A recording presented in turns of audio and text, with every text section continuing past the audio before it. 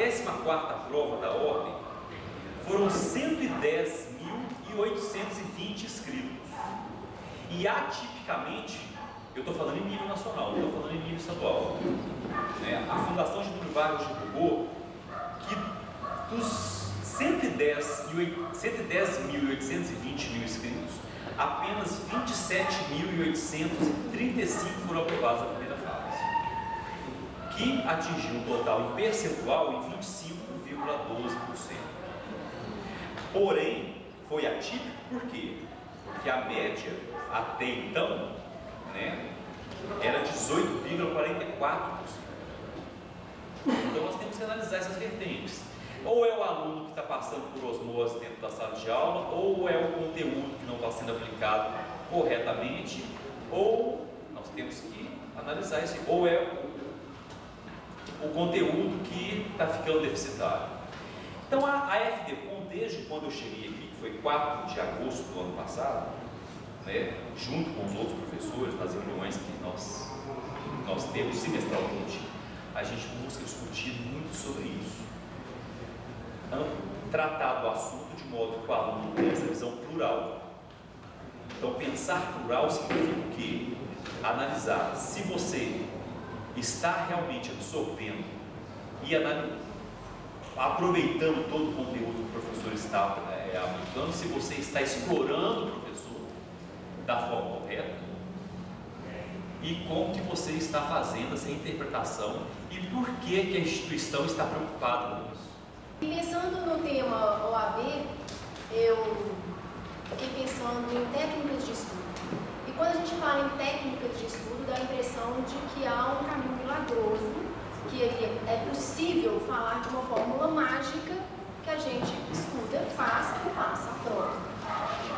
E o problema, ao meu ver, está justamente no fato de que não existe a fórmula mágica.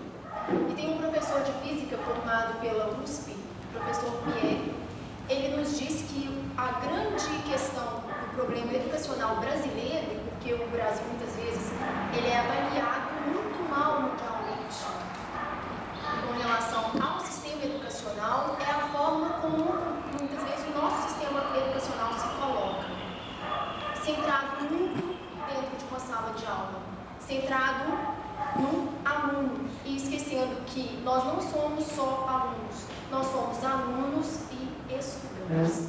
O aluno é aquele que vai em sala de aula, que presta atenção. Isso é um bom aluno, mas isso não significa que você é um bom estudante. E estudar é um caminho muitas vezes solitário, árduo, que requer disciplina, requer hábito, requer estudo diário. E esse professor Pierre, ele nos diz que o problema está justamente aí. Quando a gente valoriza o bom aluno, que é aquele que vai à aula e presta atenção, e esquece de valorizarmos o bom estudante. E o estudante é aquele que estuda. E de acordo com esse professor, então o que seria estudar? O que é estudar bem? É escrever. Então não basta ler. Uma técnica que ele ensina, que dá importância para conseguir, inclusive, memorizar e treinar o nosso cérebro, é escrever. É ler e escrever. Porque hoje nós estamos muito bitolados em meios de comunicação nossa. Então a gente usa muito o WhatsApp, a gente usa muito a internet, muito a televisão, que nos dá tudo pronto. A gente não precisa raciocinar. Então a gente tem que voltar no tempo em que escrever era muito importante. A prova de OAB, não sei se todos vocês sabem, mas a prova da OAB já foi questionada no STF perante a sua constitucionalidade. Teve um aluno, se eu não me engano, foi um aluno do Ceará, que entrou com mandado de segurança. Ele formou no curso de Direito, isso já tem alguns anos, já deve ter aí talvez uns 4, 5 anos. E ele questionou a inconstitucionalidade do exame da OAB. Qual foi a alegação dele? Que o artigo 5º da Constituição determina a liberdade de profissão. E realmente nós temos lá que todos são livres para exercer a profissão, desde que havendo uma lei regulamentar. E aí, o que ele falou? Ele falou que o exame da OAB era inconstitucional porque cerceava a sua liberdade de profissão. Se ele fez o curso de Direito, formou em 5 anos, cumpriu os requisitos, então ele estaria apto a exercer a profissão. Foi parar no STF, o STF analisou a constitucionalidade e determinou pela constitucionalidade do exame. Sob qual fundamento? Quem já estudou aqui direito constitucional já sabe aquela questão da eficácia das normas constitucionais, que são 3 tipos de eficácia: eficácia plena, contida e limitada. E o STF disse que o exame da OAB ele é completamente constitucional porque a norma do artigo 5º que determina a liberdade de profissão é uma norma de eficácia contida. O que significa de eficácia contida? Significa que ela está amplamente, ela pode surtir seus efeitos de imediato. Mas, se existir uma lei regulamentando aquele direito, ele pode ser reduzido. E foi exatamente isso. Nós temos uma lei, que é o Estatuto da OAB. Eu até, acho que tiveram alguns aqui no semestre passado que fizeram o Estatuto comigo e com você, né? Nas atividades complementares na Copa.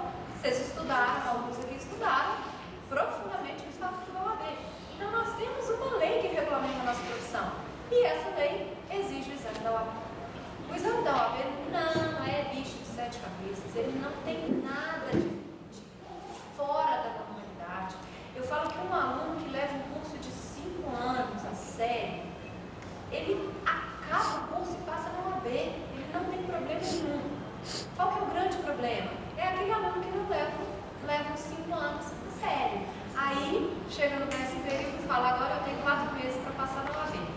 Aí, realmente é complicado você conseguir fazer esses 5 anos em 4 meses.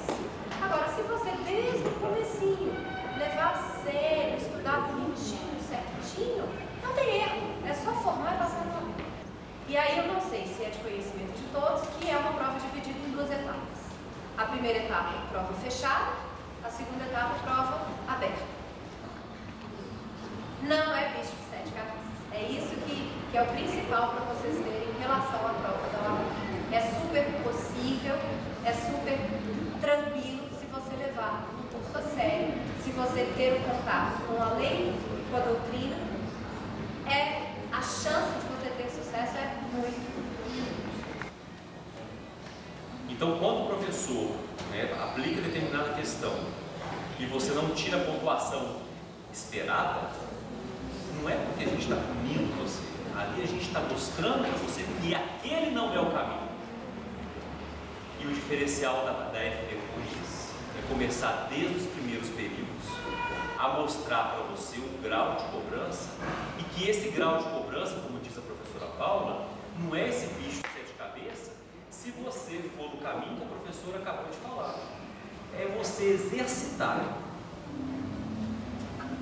Porque o cérebro, gente, é um músculo, A gente tem que ler todos os dias, buscar todos os dias, porque o conhecimento jurídico nos exaure dentro da sala de aula. A nossa missão é mostrar para vocês como que realmente o mundo real acontece lá fora. Nós estamos falando aqui, evidentemente, do exame de OAB, e esses exames todos eu já fiz. Exames de concurso, que a prova da OAB não deixa de ser um concurso, não pelo menos os mesmos moldes.